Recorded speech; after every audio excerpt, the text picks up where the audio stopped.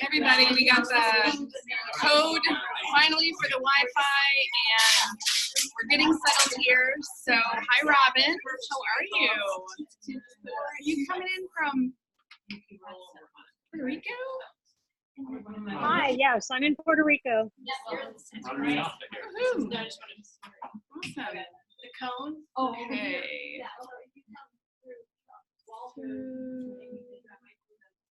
how you can leave. Everyone can leave. Oh, that sounds good.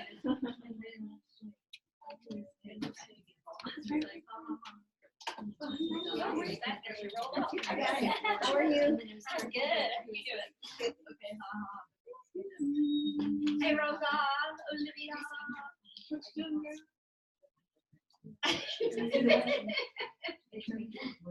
We've got I mean, it wasn't that much. That's more than $5.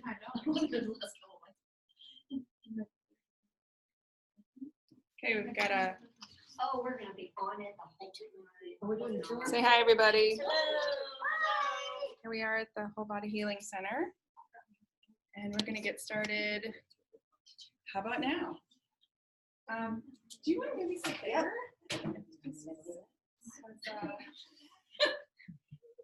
There.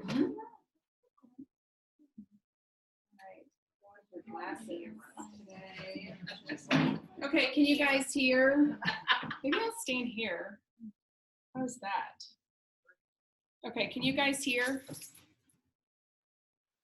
I can. This is Robin, and I can see you. Okay, awesome. I see the thumbs up. Thank you. All right. So, samples. Okay. Hi, I'm so glad you guys are here. Hi. So I am Michelle Skotek, in case you're watching this video and you don't know me. And I'm finally doing a CBD class. Yay. And really it's because I had my questions. Young Living has had a source of CBD oil for a while. They announced it a year ago, December, and then they made available in January. And then it came under our Young Living umbrella in another format in July. And that's all because the laws have made it available. Okay, the laws have made it so that the company isn't in jeopardy. It's literally legal. Okay, so I just saw another thing, like Texas law finally, like it's finally legal in Texas as of June, which is, it's a crazy landscape because there's CBD stores everywhere. And you see it on, this cracks me up. CBD available at your local gas station. Right. Like, because that's where I want to buy my healthcare products. So like, why does that happen? Like, I had all the questions, and so that's what I have compiled my 13 pages of notes. There's like 3 pages that are like super simple to go through and super fun. So,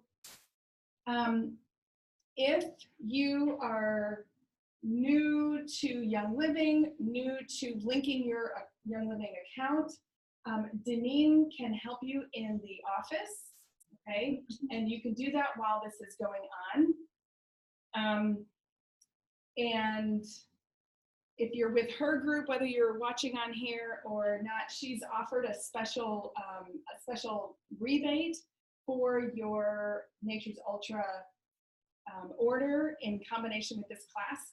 So you can see me or her afterwards regarding that. What other announcements while we still in the beginning here?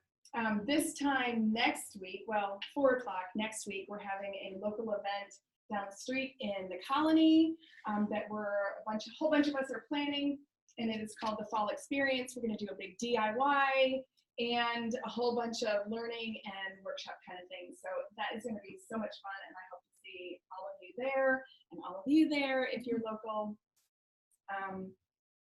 So again, I fashioned this class on my own questions that I had, okay? Which of course you've already heard some of that. And I am also very cynical. Very cynical. Like I was just telling you, Natalie, before we started, like, I remember the first time and somebody was like telling me about GMOs and I was like, Chicken Little, the sky is falling. I don't want to hear anything about that.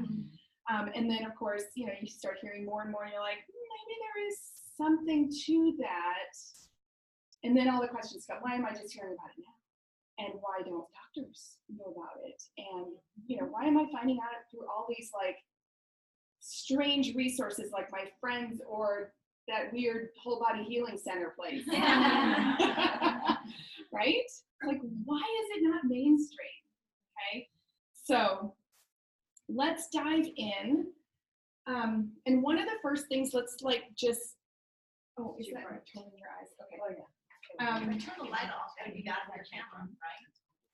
It is like. I don't think so. Is this the light? Oh, yeah. Yeah, no one likes Sorry. these lights. I have like my house too. You should. As long as I don't fall off. Off on the sky. It is like. Fall out. Oh, okay. I'll just. How about this? Yeah, we do. We'll get it all settled here. So one of the first things that we should deal with is sort of the legal or the social stigmas about CBD, because whenever you see it advertised or anything, it's got the big marijuana leaf on it, okay? So let's dive into that. Obviously, Young Living wouldn't be selling it if it were not legal. So I guess one of the questions is, why does Young Living not have it fully in-house? Because all the laws have not actually caught up, and part of that is actually the banking laws. Although that is halfway passed now because it has passed one House of Congress and it needs to pass the other House of Congress. So I think we are right on the edge of it, and I know Young Living will have it. They're already set to have it. What event were we at? We were at Diamond Bound, and they announced that as soon as it's legal, they're ready to bring it in the house, have it on the system, have it available for essential rewards and everything. It's just literally that the legal landscape is not, it's all catching up. Yes, all the red tape. Well said. So, so without getting into too much botany, I'm not a botanist. I like that word though. Yes. So marijuana and hemp, cannabis, okay, comes from the same species. And really what we're concerned with is, am I going to get high? Is it marijuana? Is it like smoking pot? Because we've also heard that marijuana is also really good medicinally for a lot of things, right? Seizures and all kinds of things. So that's undeniable. But like, what's the difference? What's the difference between, is it from the same plant? Okay. So what I have learned that makes all the difference, and it comes down to the molecule. The THC is the one that is psychoactive, that makes you high, okay? Yes, it has medicinal benefits, but that is the different component. We're looking for CBD, okay? And we're gonna talk about how those affect the body differently. I'm not gonna talk about THC, but we're talking about how CBD affects the body. It comes from the same cannabis species. However, the simplest explanation that I have found for it is that it's the same species, but what they do to make the cannabis, the high THC plant, is they literally remove all of the males from the field. Okay, no male plants. And so what the female plant then does is does a lot of flowering, creates a lot of resin and everything in order to attract that male. Okay, because it's basically sexually frustrated, and that's its nature, is to procreate, to want to create that hemp seed, right? But there's no males in the field, so it just continues to almost out of balance. But you know what it's doing, it's to create a high resin kind of a plant. It's within that resin that the THC is grown. Okay, so then that is the strictly female fields plants. And now it's not, and so it grows very short and everything. Whereas the cannabis plant, the hemp plant that we're talking about, is male and female species, and it grows very tall, and it creates that hemp seed, okay, where we get the hemp seed oil, okay, and that's a different part of the plant altogether. The hemp seed oil, and it's kind of important to know this, hemp oil comes from that. Is hemp oil CBD? No, it's not. It comes strictly from the seed, okay, it's like olive oil comes from that part of the seed, okay, avocado oil comes from the seed, hemp oil comes from the seed. The rest of the plant is what is harvested for CBD, okay? So I hope that kind of, so the CBD is the male and female, okay? But because it's allowed to be fertilized, it doesn't grow the high THC level, okay? And in fact, that's what's kind of regulated by our government, is as long as the plant has a lower than 0.3% THC level, then it's legal, and it's that hemp. Otherwise, it's the marijuana, and then it's only allowed in certain states. Okay. So, will CBD oil get you high? No.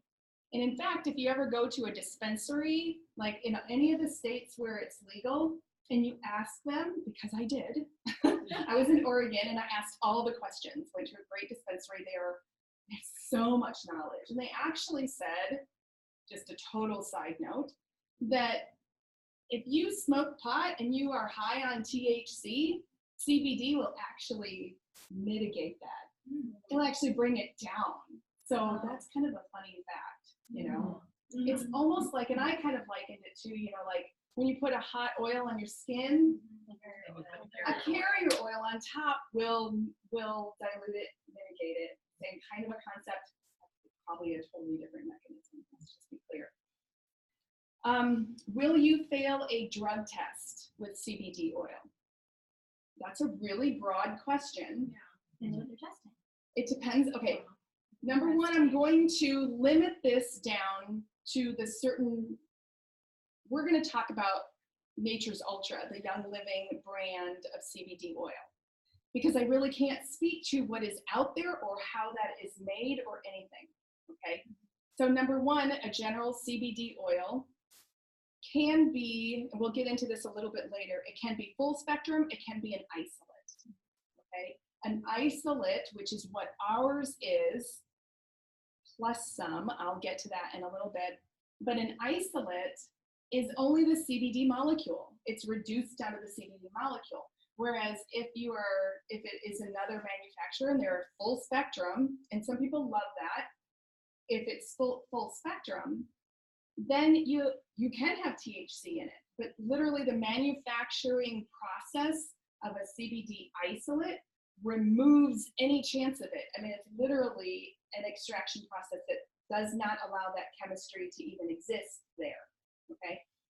Now, I will say the caveat is if you call Nature's Ultra, or actually any CBD company that says that it's an isolate and wants to and makes any claim, and you ask them, is there any THC in it? They are obligated by law to tell you that there is a chance, okay? So don't call the company expecting them to say there's nothing in there. They are obligated by law to not tell you that, okay? Okay, so, okay, I'm already getting ahead in my notes and everything, so it is important to, say those things on the outset, because we don't want to be, there's a lot of people who have to have drug testing, okay?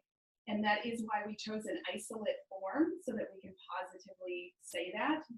It's also important to know what all of the different forms are, the hemp seed oil and this and that, because there's a big green rush going on. That's why we see it at the gas station and everything. It's literally everywhere. But it's actually, I kind of call it more like a hemp washing, because if you don't know better, you're going to mix up hemp and CBD. To an unsavvy consumer, you know, all you got to do is throw that leaf up there. It's just like the greenwashing that we see in the stores everywhere. All you got to have is a all natural or a green label, and somebody thinks that that's healthy, and it's not. It can be loaded with chemicals, but marketers know what consumers are looking for, even if we don't know how to actually tell what one thing is from another. Hemp oil is different, has great properties, great for your skin and everything, but doesn't have the CBD compound in it, okay? So don't go looking for that and then have it be called, you know, have it not be effective because it really doesn't have any of that. Hemp oil is easy to make, to extract, but doesn't contain the medicinal compounds of CBD oil at all. Okay, so it's everywhere. Why? Because if you look for just 2 minutes at the science and the benefits of it, it's astounding. And in some respect, I want to say it should be everywhere. Like, people should know about it, but it should be in a good form, in a good you can make it really wrong. Okay, and I'll tell you why in just a minute. So there's got to be something to the hype, and there really is. So there's one body system that underpins all the others. Your doctor may never mention it, but it impacts everything from your central nervous system to your lymphatic system, your immunity, and the gut. It's an intrinsic part of your brain. It influences mood, appetite, and even sex hormones, okay? So it's the body's most compelling signaling system, responsible for bringing your body into balance, or what we call homeostasis. If you haven't watched the video that I have now posted in the event or all the other things, please watch it. It's 18 minutes. The whole first 9 minutes doesn't even mention CBD. It's only talking about how the body works to bring homeostasis and how that works. And I found that 9 minutes really helped me understand a lot of things that go on in the body, not just with regard to CBD. So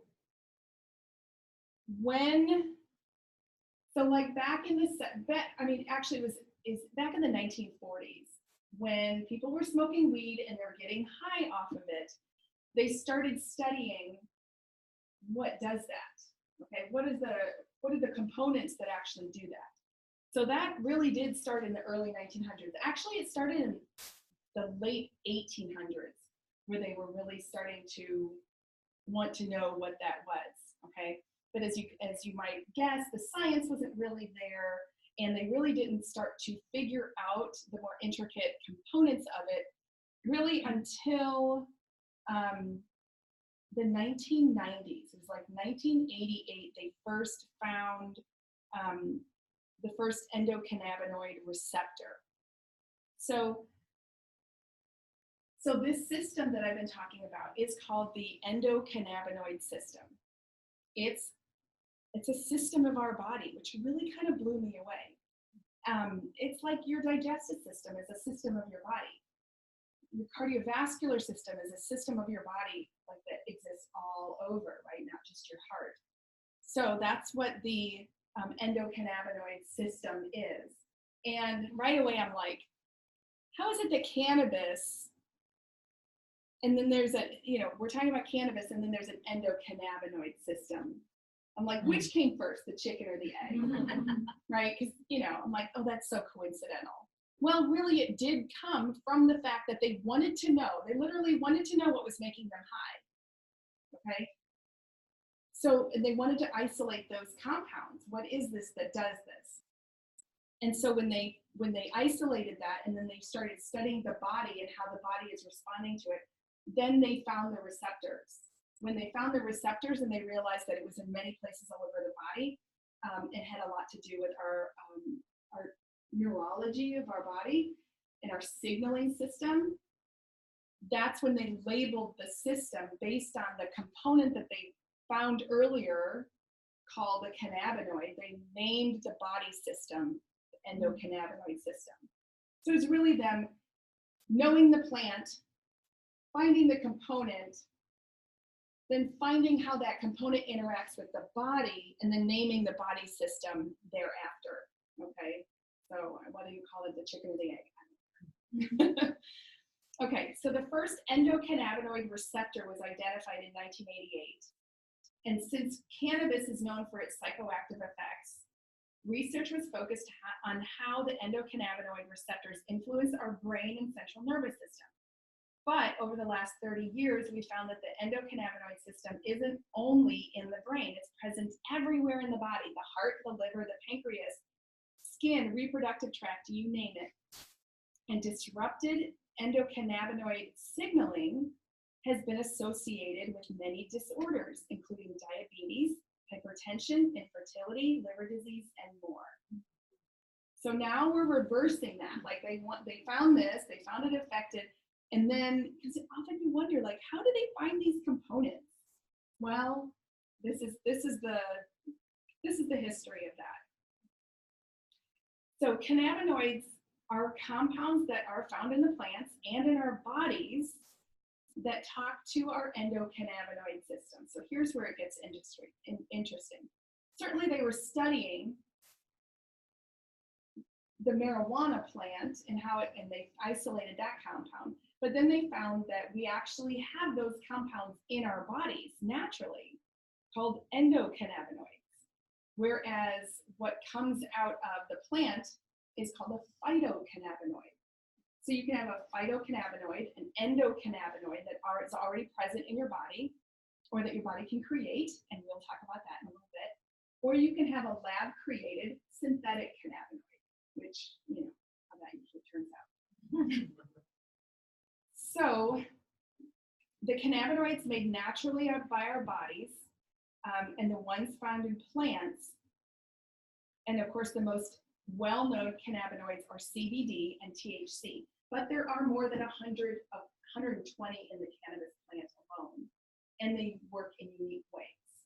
Okay, so there are many of them, and I think of the endocannabinoids, they've isolated 6 of them. So okay, so that's some of the history of it. Okay, so why don't we know about it? Why don't doctors talk about it?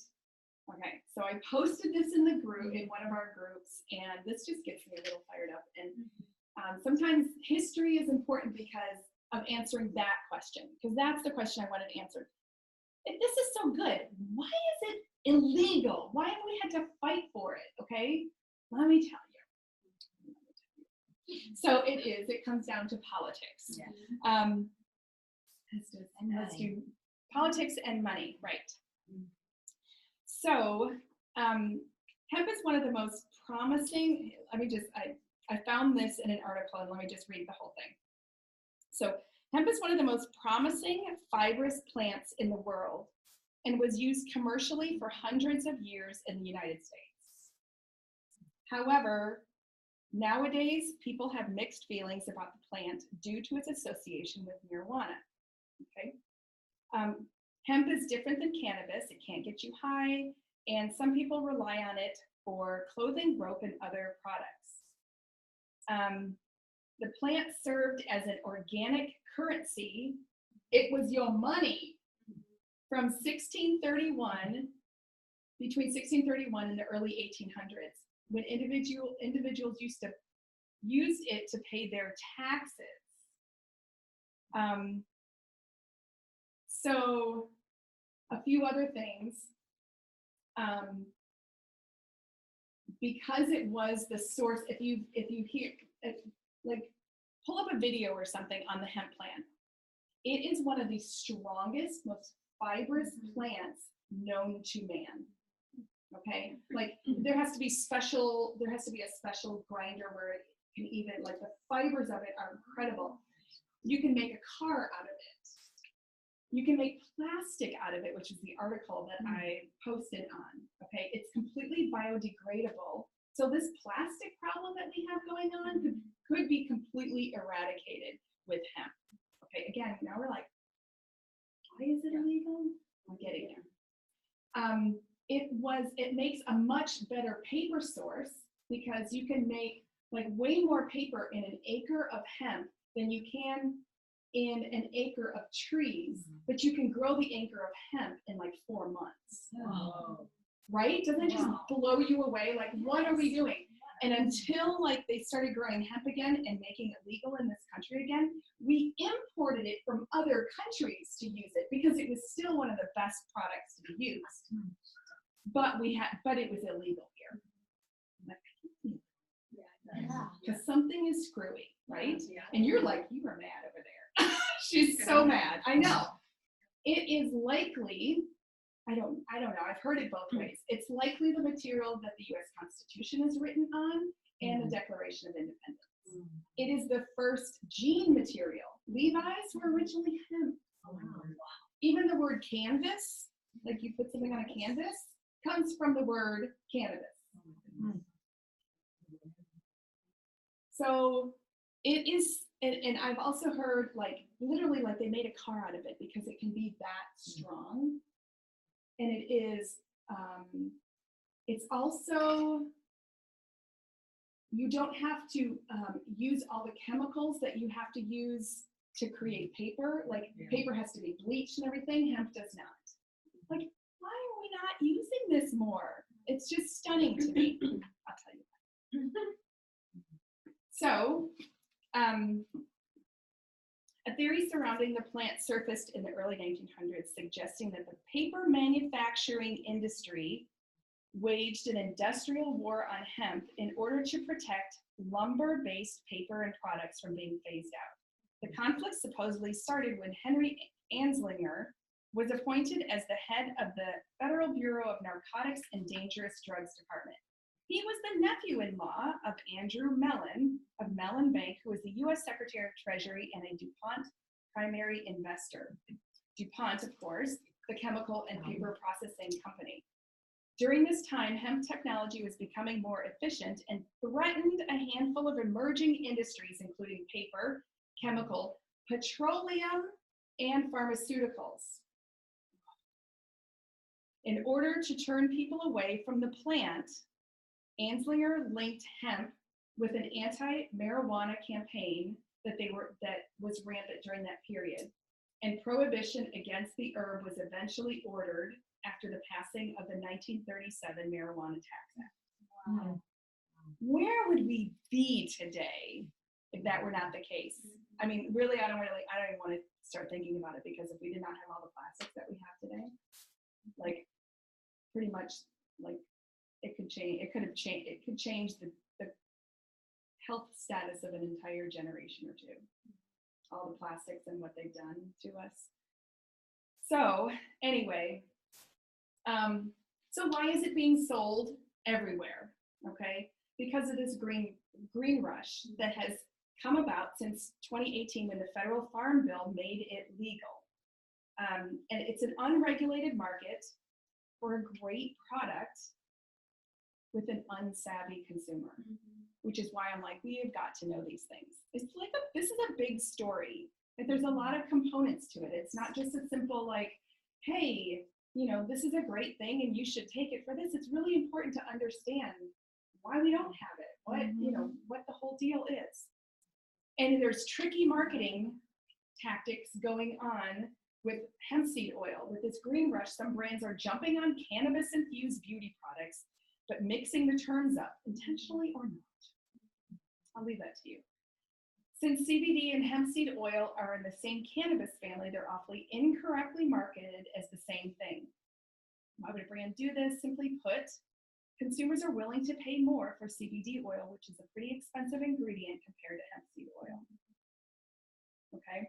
It's easy for a brand to add hemp seed oil to a product, adorn it with marijuana leaves, and highlight the word cannabis to make consumers think they're receiving a CBD product that contains actually no CBD at all. And I'm sure they're paying a premium for that. So, hemp seed oil will be listed as cannabis. I mean, it really is about checking the ingredient list. But then again, I kind of wish that the FDA would just concentrate its efforts not so much on what people are claiming or what they're using products for, but actually for regulating industries and making sure that what is on a label is labeling laws are correct, or actually, studying what's in what that somebody is selling. That would be more consumer protective than would be claiming it for this or for that. That's just my humble opinion. Okay. So it's about knowing the difference between hemp, CBD, full spectrum, or even there's a term called PCR, phytocannabinoid rich. That sounds a little iffy right there. And it should list the milligrams on the bottle. Like, you literally should know what you're getting. Okay, so really there's no milligrams listed, then they're really not doing any kind of diligence there whatsoever, and you don't know what you're paying for. So my next question was, how is it different than essential oils? So we know that oils do all kinds of great things for our bodies. I mean, I've been doing this personally. I've been using oils for 9 years. I'm like, that's my language. I know what they do. I'm really used to that. I'm like, okay, I've got my oils. Why would I need CBD? Okay. So it's because of the endocannabinoid system. That's what makes this different. Our body already has cannabinoids. CBD is one of many types, okay? Again, we talked about endocannabinoids, phytocannabinoids, and then there's synthetic cannabinoids, which are created in a lab. Here's one of the big differences. You can be deficient in CBD, and it will lead to issues, if not disease. So then the question becomes, who needs it? Do I need it? Okay. And you know that if you've been to any of my classes or anything, my whole point is to empower you to make your own decisions.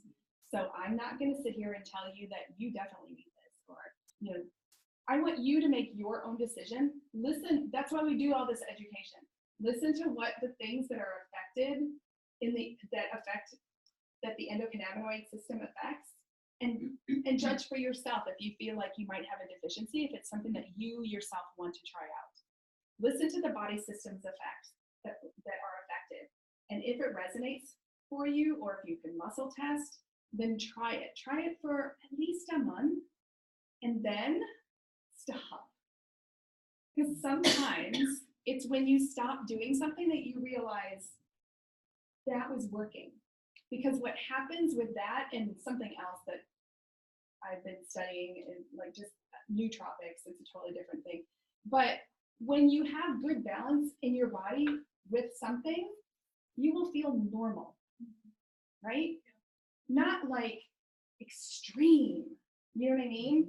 You will feel normal, and you kind of might not notice until you pull away from that, and then you realize you're not feeling normal anymore. What was normalizing me? Has that not happened to us Ningxia red drinkers? Big time. Like, some people are like, I drink an ounce of it and it gives me the surge of energy. I've never been able to say that, but let me tell you what happens when I don't drink that. So this is actually how I learned about CBD oil a couple of years ago. A friend of mine was telling me that she started using it for, muscle joint things, and then she ran out, and she thought she was having the best allergy season ever. And then she ran out of her CBD oil, and she was like, maybe it was that. And it was. So I know, right? Because it's the immune system. That was what was being totally supported. So I have tried different CBD oils. I bought some in a little shop in Arkansas, and we loved it. Like, best night's sleep ever. And then we started, but of course we don't live in Arkansas, near that little hippie shop. And then we had to go out, and so I bought some other ones, and I was willing to pay for it, because I'm like, you get what you pay for, kind of thing. Not so much. Like that, John was like, what was that? Because he can tell everything. He is super sensitive. He was like, I don't know what that was, but don't put that one So we've had some that have done nothing. And obviously he loves Nature's Ultra. He's like, yes, yes, yes, yes. And did you see the picture that I posted? Yes, That's nice. his bedstand. So if anybody needs CBD in my family, they just go to his nightstand. That's so funny. That's not posted at all. That's awesome. Real life. Okay. So these receptors, again, on that video is so good because the CBD receptors, endocannabinoid system receptors, cause the body to regulate, either upregulate something or downregulate something. Come on in. Have a seat. So, very good. Okay, halfway. So they upregulate and they downregulate according to what your body needs. In layman's terms, the ECS is linked to these body functions to help the body maintain homeostasis. So it can upregulate the anti-inflammatory system, the GABA system, and the nervous and immune systems. Here we go. So these are the body functions: appetite, digestion. Okay, digestion not linked to everything. Immune function, inflammation, including neuroinflammation, mood, and again, through the gut, because it increases serotonin and reduces anxiety. That's pretty powerful. It's also energy regulation, sleep, reproduction, and fertility. And actually, that's mostly for men. That's where it functions for men, not for women, right? Motor control, temperature regulation, memory, pain, and pleasure and reward. Like that kind of mood kind of a thing. So does that make you think of everything? Right, so that's, okay, so, and I'll talk about that in a little bit. That's why it really think on considering what the system actually regulates. There's so many things there that are core to our foundations of health, or they are things that are in our body systems that are already like out of balance, okay? So your body does make its own endocannabinoids, but you can use plant cannabinoids, like our CBD oil. It's easy to stimulate and support your endocannabinoid system naturally. And these are some of the health benefits of stimulating and balancing the endocannabinoid system. Less stress and anxiety. Who could use a little less stress and anxiety? Improved mood and increased feelings of pleasure and optimism. I need some of that. Better focus and concentration. Sign me up now. Less hyperactivity and impulsivity.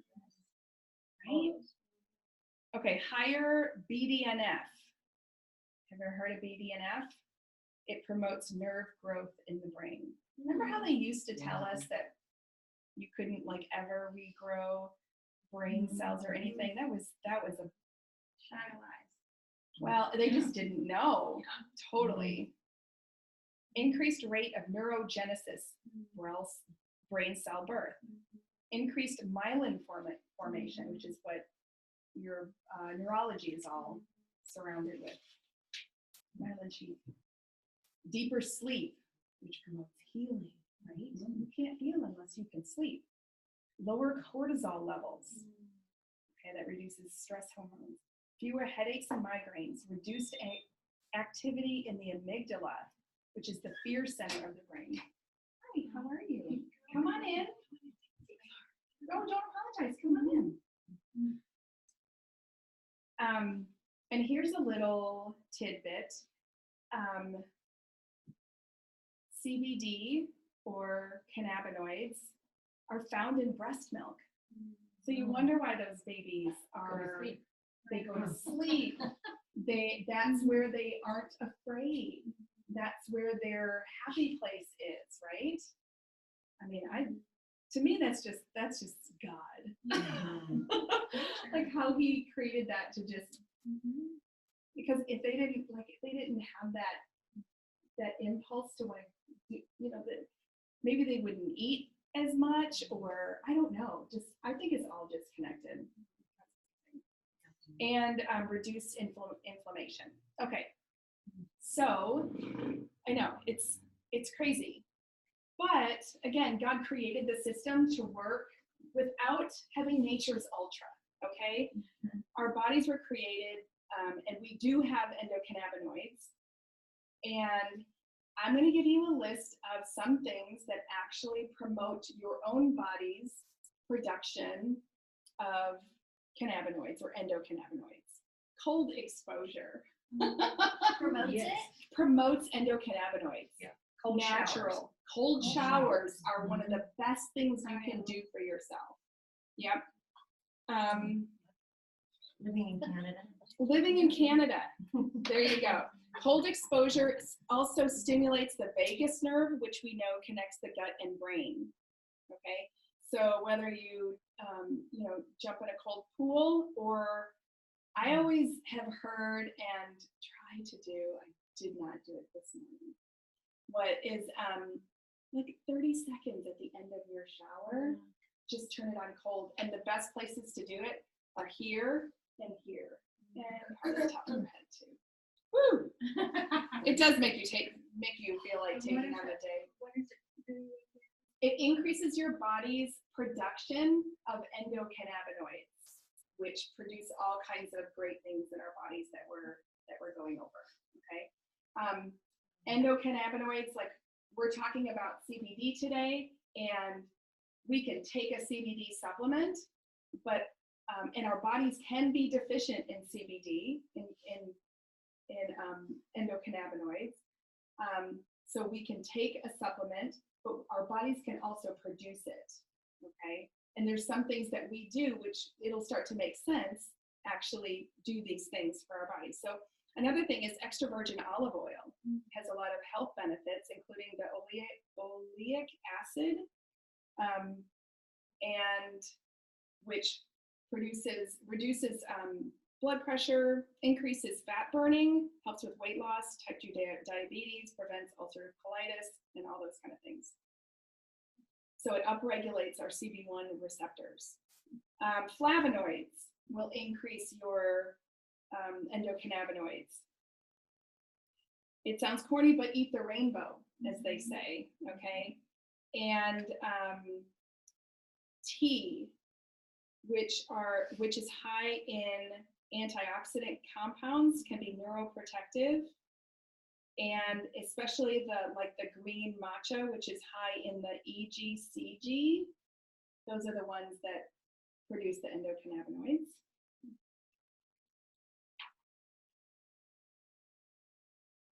So drinking the tea can also lower your cortisol. It's all part of the same thing, and increase the BDNF we talked about a minute ago. So another thing is a healing modality called osteopathy, okay, which is the treatment of disease by manipulating and massaging the bones, joints, and muscles. So one study found that the endocannabinoid levels increased by 168% on average after an osteopathic treatment. Wow. So it sounds a lot like massage therapy. Yeah. Probiotics can support the endocannabinoid system. Lactobacillus acidophilus increases the activity of the CB2 receptors. Cool, huh? And also stimulates the vagus nerve. All connected, folks. Dark chocolate. That's not hard, right? We already knew that. Yes, we did. It's the phenols, reduces oxidative stress. So another one is actually reducing stress. So emotional stress has been shown to decrease CB1 receptor activity. Okay, high cortisol levels for extended periods, such as those caused by chronic stress, also reduces CB1 receptors and significantly reduces cannabinoid binding to CB1 receptors. So isn't that a cascade of like stress just causing bad things in your body? I think it's really cool because now we can identify, like we always say, you know, lower your stress or how stress can cause like your gut not to work properly. This is the mechanism by which that works. And that is amazing to me. So endocannabinoids are increased during yoga, meditation, and deep breathing. So when we hear all these things about meditating and how good it is for your brain and yoga and how good those things are, again, now we're isolating the mechanism by which that's doing that, right? So exercise is also a good one, and it's both on the either ends of the spectrum. So relaxing exercise like yoga, okay, also morning and evening walks. I was listening to a podcast the other day that those are magical. They do not need to be like, it's not like heavy exercise, kind of long-term cardiovascular can actually cause your body a lot of increasing your cortisol levels, which is not good, okay? But those kind of walks can actually increase your endocannabinoids. The other thing that will increase your cannabinoid, or will stimulate your endocannabinoid system, is actually your high interval intensive training. HIIT training, yeah. So that increases your CBD. And omega-3 fatty acids are essential fats that your body cannot produce itself. Research shows that they increase the synthesis of endocannabinoids and upregulate both CB1 and CB2 receptors. So young living makes a great omega-3 and the omega-gies. So that is a great one. And along the lines of that is also nuts and seeds, herbs and spices. This one's funny because this is from an outside article. So the caryophyllene and the beta-caryophyllene is a compound found in many plants and essential oils, including clove, rosemary, basil, oregano, lavender, basil again, cinnamon, and copaiba. And did I say black pepper? Yeah. Contributes to the spiciness of black pepper. So those are great oils to combine with your CBD oil. Okay. Okay, so let's talk about what is unique about the Young Living Nature's Ultra CBD oil. So there's pros and cons to everything, and a lot of people swear by, and in most cases, I would usually, like our essential oils is the whole plant. And so I would usually say, like, we don't isolate the methyl salicylate and wintergreen, we want the whole plant because it has that balancing that it does naturally within the plant, so that you're not just getting one compound. So there's pros and cons to everything. So the pro to a full spectrum is that there's this whole entourage of all of the components of the plant and all the great medicinal properties that it would have, okay?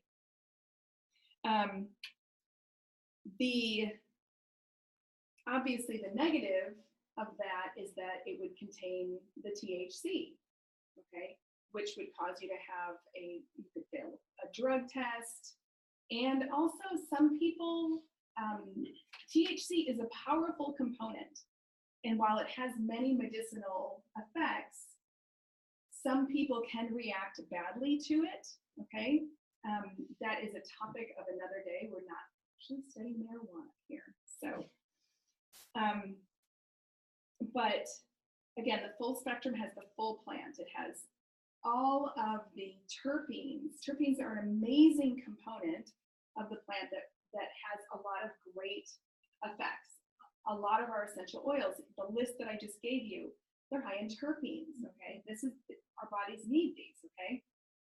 So this is why a lot of people say that the full spectrum is the best way to, the best kind of CBD oil to have.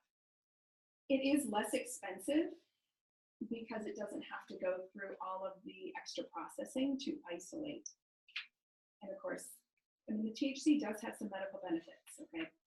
So the negatives of that is that, like I said, THC has some of the effects.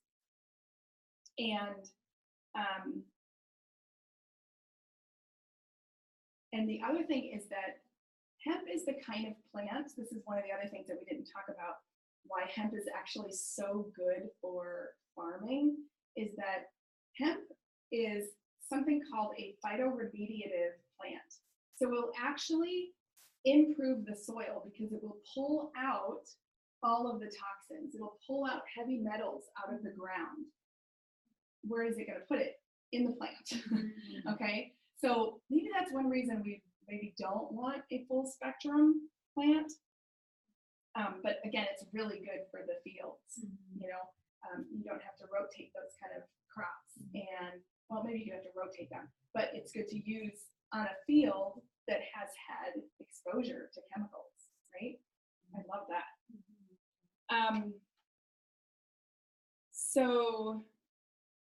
And hemp has proven to be beneficial for areas that have been affected by radiation. I know, right? I love that. And all you're gonna do is get it like rope out of it. Who cares? Party on, That's why right? why it's so strong. Yeah, there you go. Maybe it is. Okay. So obviously one of the negatives of having a full spectrum is that you can't test as easily for impurities because it's full spectrum. You're gonna have one of those GCMSs that are just all over the board because it's more than, that's why our oils have GCMSs that have all those spikes and valleys and everything, because there's so many different components in it, okay? So as an isolate, there are two different processes. You not only, they have a CO2 extraction process, but then they do a second process that literally isolates it down to a powder that is a single component, and it is just the cannabidiol isolate. It doesn't contain any entourage, no terpenes, no THC. I mean, it literally can't because of that chemical process. So the positives of that is that it doesn't have any contaminants, it can test easily, and you don't have any THC to fail any kind of a drug test. So you see how there's like positive and negatives to both sides, okay? So what Young Living and Nature's Ultra has done is you're going to get the best of both worlds, because we're going to put the full spectrum and the terpenes and those beneficial extra properties from the whole plant, we're going to put those back in using our essential oils, okay? So let me grab this book.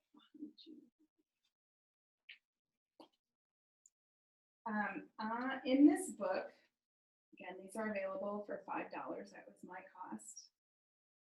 On page 10 and 11 and 12, she's included some charts. This is a great resource. So she's included some charts. This one tells the benefits of different chemical compounds that we find in our oils. Like caryophyllene is antifungal, antibacterial, gastroprotective. Myrcene is relaxing, anti-inflammatory, a muscle relaxant. Okay, so you can see she'll break down for you the different chemical components. And then on this chart, she gives some of the lists of the different terpenes. Okay, so you can actually decide what of your own oils you want to add to a CBD oil, okay? So in the Young Living lineup, that what we have is we have some we've added mint, cinnamon, and citrus oils to them. So let me pass this around so you can take a look. And we also have the pet CBD, which has none of them in it. So if you wanted to start from a blank slate and maybe add your own, or use them for your pets, which is a phenomenal use. I mean, Have any of you used them on your animals yet? Not my animals, but a friend of mine. You her tested dog. on your friend's animals. Well, no, she came to me, Uh-huh. and asked me about it because her little dog had seizures, and she's very, very natural, but he had to be on seizure medication. He just didn't get it.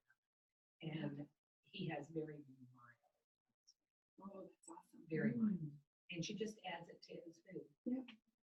That's awesome. I love hearing that. Okay.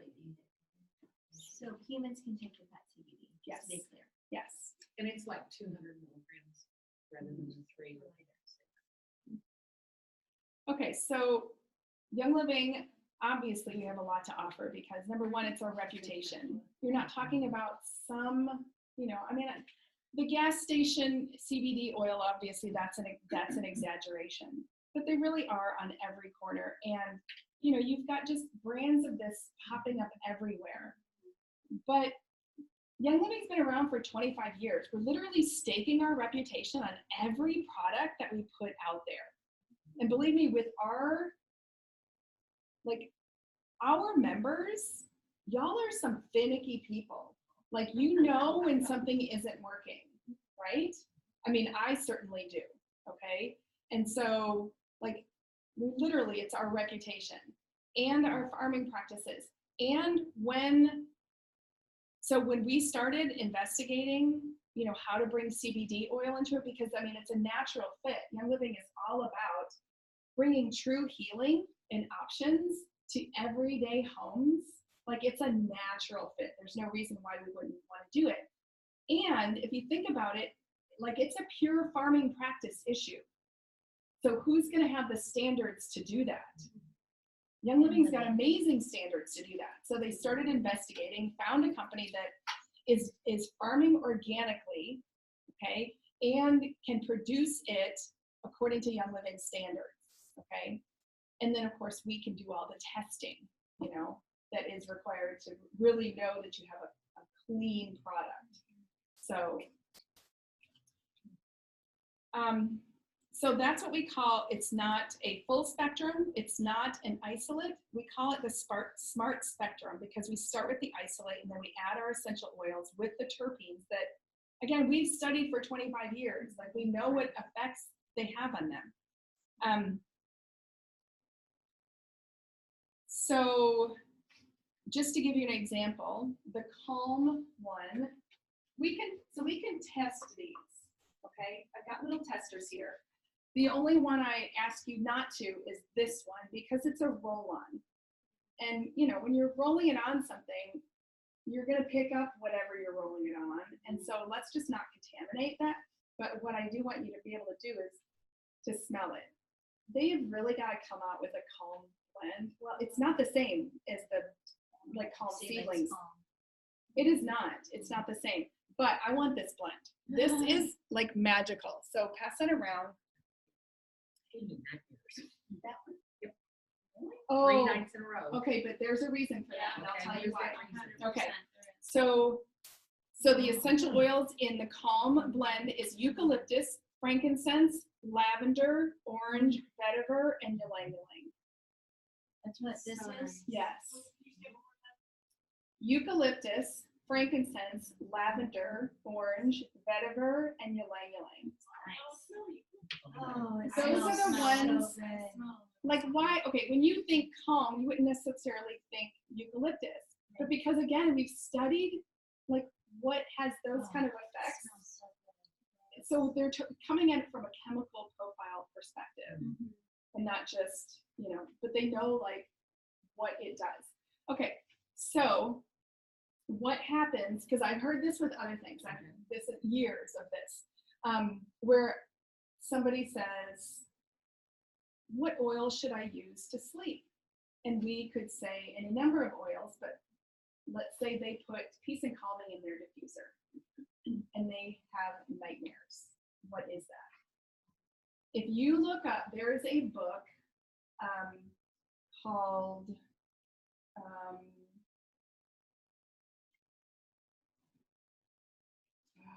it's one of the emotion books.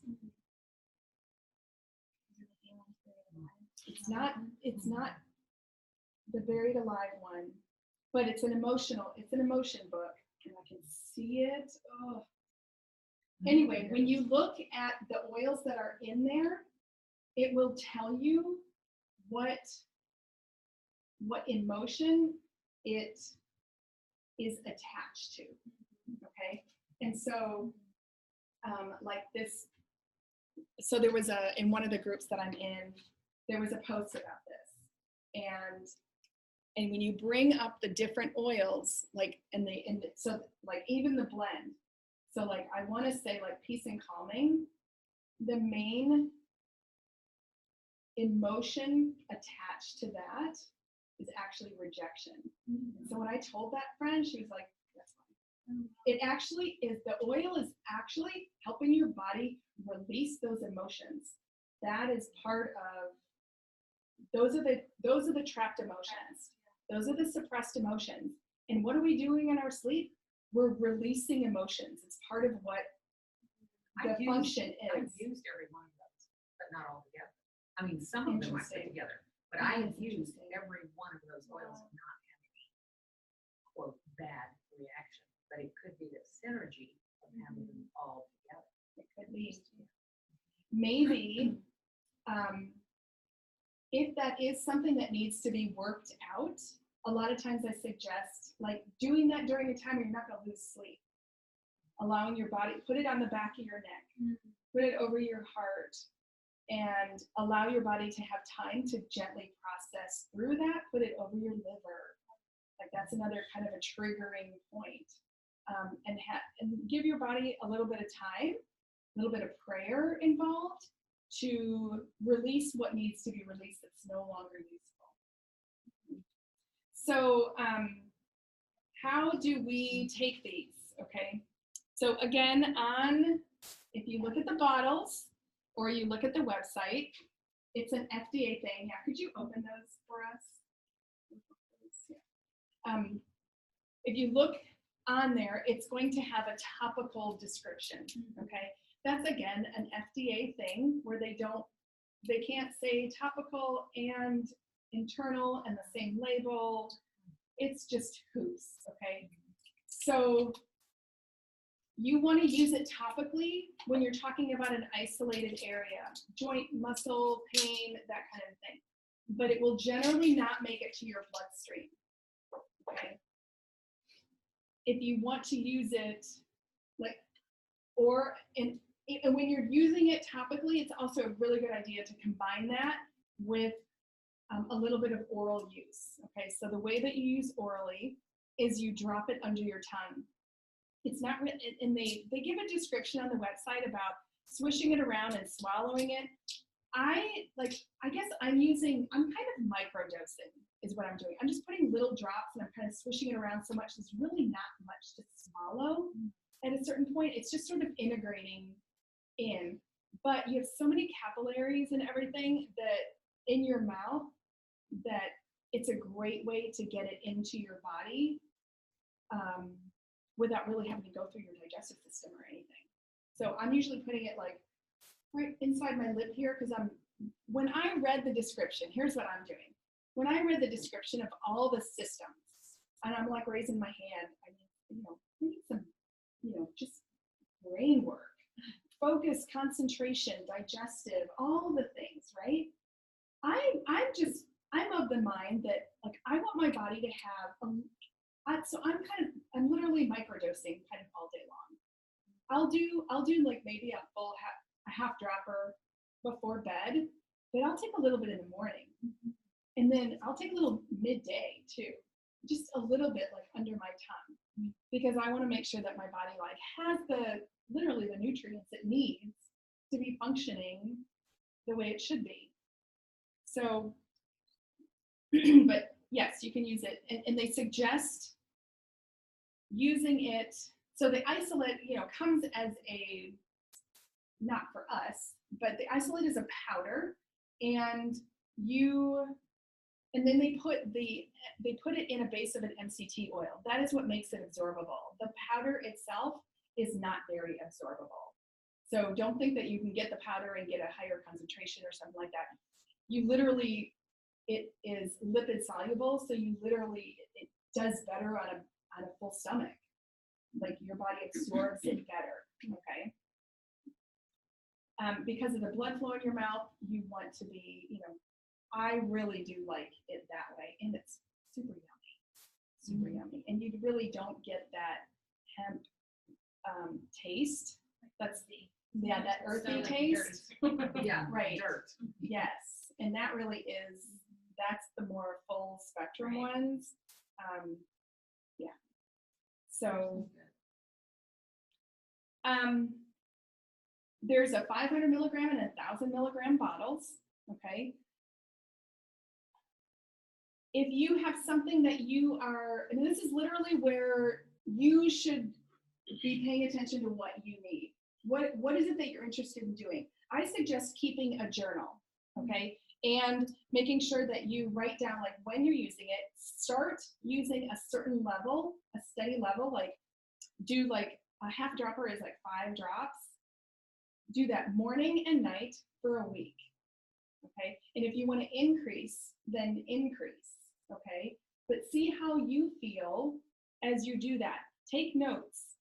Making sure that you're paying attention to what you're doing and not changing a bunch of other things too, so you can tell how much that is affecting you. And then again, at some point, maybe not take it and see if you notice that difference as well, okay? So really it is like, there's not, maybe someday there'll be, lists of, a particular dosage to use for this and that. I know it does affect like how much you weigh, okay? Certainly pets don't need very much. That's why it's a 200 milligram bottle, okay? 1,000 milligram bottle, you want to make sure you're doing that, like, and recognizing the dosage level is now doubled for those 5 drops, okay? But that may be more cost economical if you have worked your way up and you realize like, okay, that symptom is gone at this level of dosage. And then you're like, okay, well, I could do a half a dropper if I do 1,000 milligrams, okay? So it really is about, being proactive and taking notes as to what you are doing and what you are noticing, okay? The girl who wrote that CBD book, she started using CBD because she heard about the gastrointestinal effects. They have celiac disease in their family, and whenever they were exposed, it was not fun. It was bad. It was really bad. But the CBD oil has completely made that, has changed everything for them. Yes. Just being able to regulate the gastrointestinal system that way so that they don't have those major effects when they are exposed. So there are some, in my notes, I do have some concentration charts. If you do start getting into actual milligrams and everything, note that the milligram listed on the bottle is for the entire bottle, okay? So a dropper full will then be a 30th of that bottle. So a 500 milligram bottle will have approximately 16 milligrams of CBD per dropper. So in that 30 milligram bottle, that's just math. But just know, just make sure you're comparing apples to apples there. If somebody says, oh, take 500 milligrams, that would be the whole bottle. Which, in my research, I have, I've read some of the studies and everything where they were actually trying to delineate at what point do people have side effects, and there was,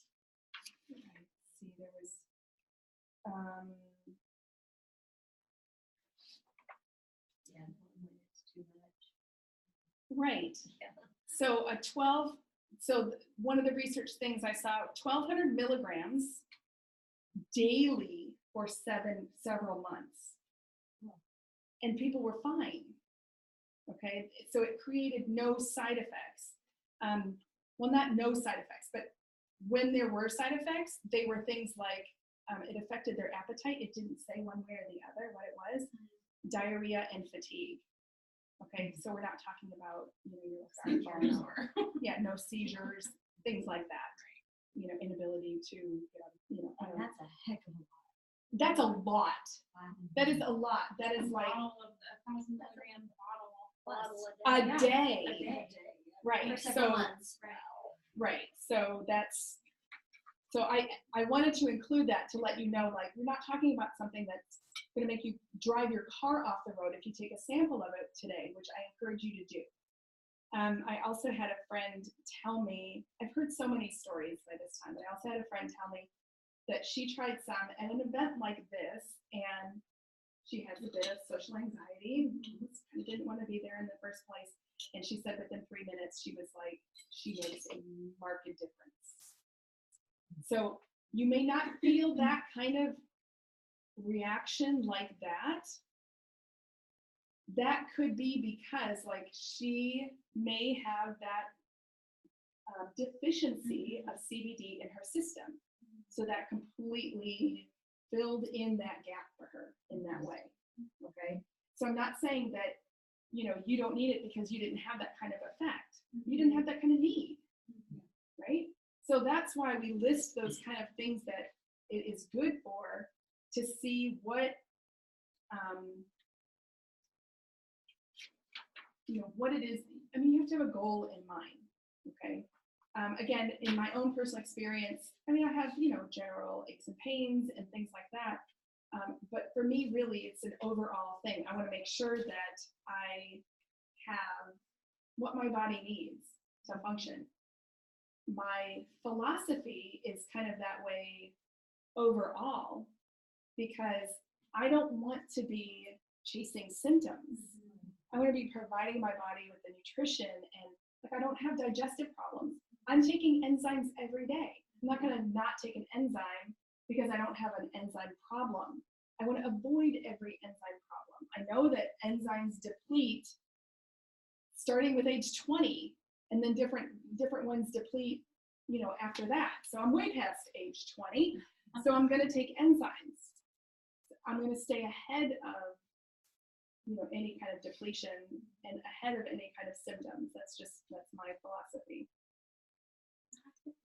Yes, of course. Okay, so on the dosing thing, like you were talking about, so in a 500 milligram bottle, if you're microdosing, say like 5 drops in the morning, Yes. What would that equivalency be? So you'd have to do the math on that. So it's like half a drop. 5 drops. Full dropper. Full droppers would be like 10 drops. Okay. So 500 milligram. So 30. Right. So it's 16.66 in a full dropper. 8.5 drop. Okay. 8.5. Right. So when I was talking about microdosing, like literally, like throughout the day, if I see the bottle, like I'll just drop like a single drop. Yeah. Like right here. I'm even thinking about my kid. That's why I'm asking. We've done other versions, reasons, but so that's why I was curious. Yes. About that, with the smaller. So the microdosing is just a drop, and then like half a dropper is more of a normal dose for you. Is what you're Right. saying. Right. So like before bed last night, I was all in this, studying away and everything. And so it was more like a full dropper. Like, I am out. So yeah, because that is one of the, and that's one of the things, is it's really good for sleep. My husband noticed an immediate difference. So, and sleep is so core, whether it be because digestively it's helping him, or, whatever else, it's doing it, it's going where it needs to go. That's right. And doing what it needs to do. And whether it's having a neurological effect, party on, bring it on. Even if I didn't know I needed it, great. I never have that problem in the future with something. Awesome. That's what I want. So,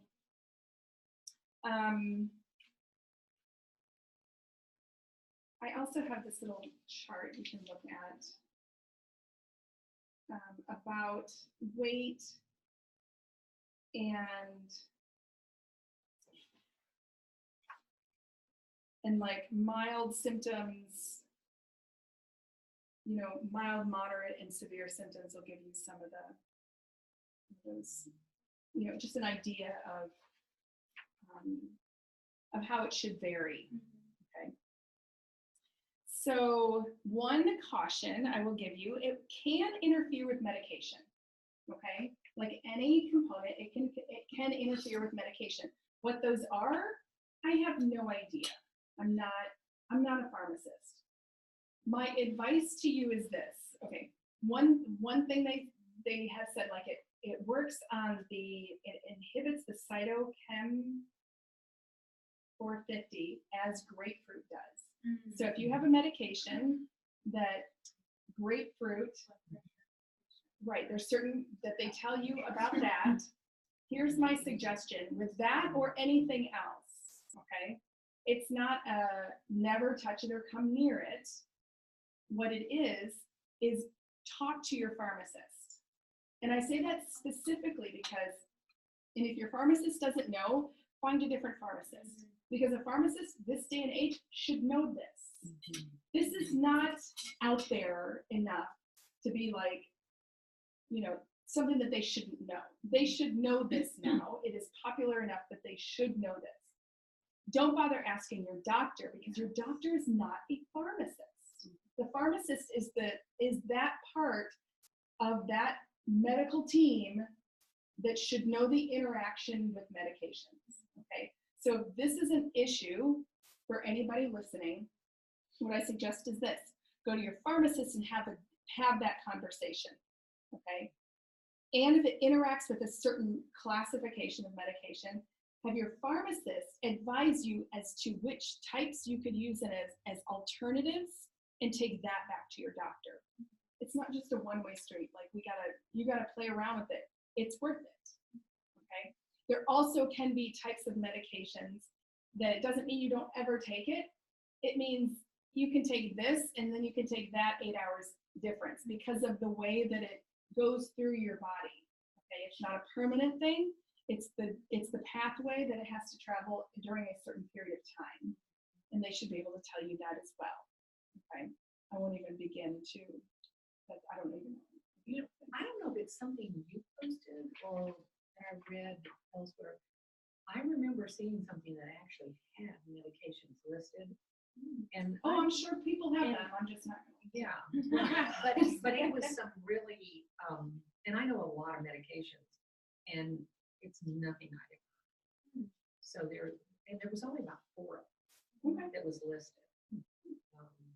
That's good advice that attached to the pharmacist. Yeah, It's your like saying, talk pharmacist. to your doctor about oils. They know about They don't oils. know. Right, and if your pharmacist doesn't know, or even that general, thing, talk to your doctor about it. If your doctor doesn't know, I would only take the advice of a doctor who said that they knew about it and they have investigated it, but not somebody who says, no, you shouldn't use that. You have to tell me why. You have to tell me that you're educated enough to tell me. And I don't mean to say that in a negative way. Like, everybody can't know about everything. If the doctor simply hasn't studied that, then they haven't studied that. And I'm going to take my question to somebody who has studied it. Okay? But again, with the pharmacist, if your pharmacist doesn't know, then find a different pharmacist. Like, I just go in and out of them and just, do you know about interactions with CBD oil? And if the guy's like, oh yeah, there's your guy. It shouldn't be a mystery to them. Okay? So do sample them. Again, they come in 500 and they come in 500 and 1,000 milligrams. If you are a Young Living member, you can link your account. I have on the sheet over there the price list and instructions on how to link your account. You do get PV for it. It will help you keep your account active. Yes. So if you are, so if you're already, you're so cute. She's so cute over there. So if you're already a Young Living member, you can have access to it. You look under Quick Order and you see the Nature's Ultra link, and that is the step. You fill that out, you link the account, you go to your email, it gets fully linked, you go to Nature's Ultra. It's easy. It's so easy and fast. I forgot that I did it And I was like, I gotta do that. If you are not a Young Living member, you can become a Young Living member. You start with a starter kit. It entitles you to wholesale prices for life. There was a really cool list that I saw about using CBD oil, which with each of the starter kit oils. If my printer had not completely died, I would have brought that one. But that's a really good one, because using the starter kit with your oils is very, very effective. And your starter kit is worth a lot of, it is so valuable anyway. If you haven't started in oils, CBD is a great entrance to the Young Living world. If you are not interested in the starter kit, but you want to buy Nature's Ultra at the member price and not at the retail price, because it is available on there, but you're gonna pay a lot more. Yeah, you may as well get the Young Living starter kit. It is $35, and it is that little box over there. It comes with a few of the Young Living products like Stress Away, a couple of Ningxia Red packets, the mints, and the Thieves hand sanitizer. And it's $35, and again, you get wholesale membership prices for life with that. The starter kit is a better deal. I mean, the premium starter kit, because you get 12 oils and a diffuser for $165, whereas with the $35 kit, you're getting a few samples, which come with the premium starter kit anyway, for $35. And you get Stress Away. Yeah, 13. Yeah. So it really is. It comes out to be a better value altogether. But that's a great way to. It can still be a great way to get started. So I think that's it. Again, you can sample if anybody has any questions, but we will sign off on the recording of this at least. So Thank you, Michelle. Thank you. yes. I have a question. Are they in different flavors? Right. You can call them flavors. Sorry. Yes, so citrus, cinnamon, and the cool mint. And if you think about what you know your oils are good for, so again, when we talk about the body systems that that CBD is good for, the brain, the immune system, anti-inflammatory. When you couple them with the things that we know oils are good for, it's total synergistic kind of a thing where it makes the CBD oil work better, and it makes the oils work better. It's that kind of synergy, okay? Together they really work so much better. So, and you can always add your own oils to it too. I think that's something as well. And it was the pet one that were straight, no Yes, the other pet has other essentials. exactly. The pet oils. The pet CBD has no essential oils in them. I did text my friend just for a follow-up, and since she was using some CBD oil that her sister had sent her from California for her dog. But since she started the Young Living, he's had one seizure, That's all. and he's 11 pounds. He's a small dog, and she uses 2 drops. in his food. Wow. And this was probably close, it was a month ago that she ordered it, and it came really, really you do fast. know it's right over at Freeport. Well, They have a distribution I center did right not here. know that. I knew it had to be local Nature's Ultra. because I ordered it like on a Monday night and she got it on Wednesday. Oh, wow. It's kind of like, whoa. Yeah. The address is right over Freeport Drive. I'm like, can I just pass by there? I know. Do you have a will call window? I know, right? Yeah. Okay, y'all. Thanks for being here. It smells so